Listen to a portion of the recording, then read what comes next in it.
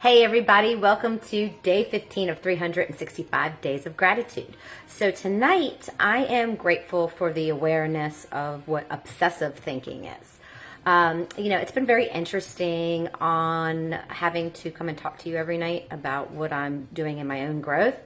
To really realize that the themes of stuff that's so close together. And obsessive thinking kind of goes along with loneliness, goes along with pretty much every other theme I've talked to you about in the last 15 days. But what's really interesting about it is, we have our normal thinking where we can set goals, we can make decisions on things.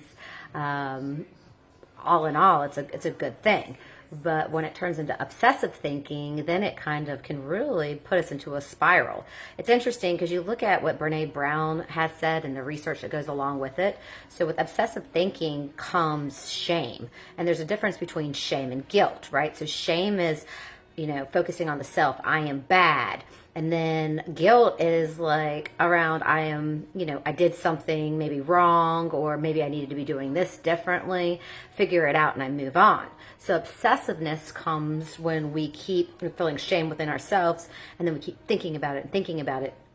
And if you look at it and think, our thought has like these arrows, and then it attaches to another one and another one, and the next thing you know, we're spiraling out of control. And things could be like worrying about money, or worrying about my body issues, or worried about work or my personal life, and then that's all I think of, and I get obsessive. Or health, I'm sick and I'm not feeling great, and bam, that's all I think about.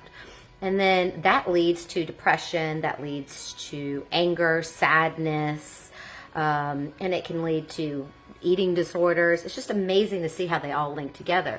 So I was really wondering, what can I do that's something simple? And I went and I meditated today on it, and I did a little bit of research, and I wanted to find something simple to do and do it this week and see how well I could do it. And so what I found was just doing a saying to yourself. So when a thought comes in that you don't want to have, you say, hey, this is just a thought. I do not need it. Let it go.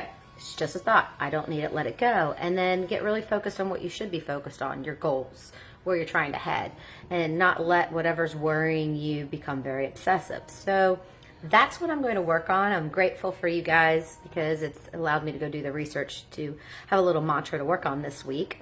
And I hope that you might want to do the same. And I'm going to leave you, I'm on a quote thing this last few days, but I'm going to leave you with a good quote because it was really interesting. So the quote is, your mind is an instrument.